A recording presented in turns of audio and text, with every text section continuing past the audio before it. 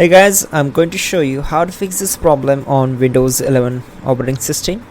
In the first step, we need to right click here on the star icon, then select settings. On this window, we need to just scroll down from the system section, select about, then click on advanced system settings. Once we are here, we need to just go to hardware tab, then select device installation settings, and we need to select this option NO. Your device might not work as expected, so click on save changes and close all windows one by one. Then simply open settings again and scroll down, select troubleshoot, click on other troubleshooters.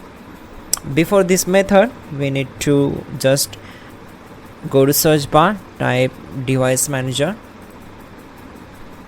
and on this window just expand sound video controllers and right click on this driver, select update drivers. You can also just right click on it, select properties, go to drivers tab and click on update drivers.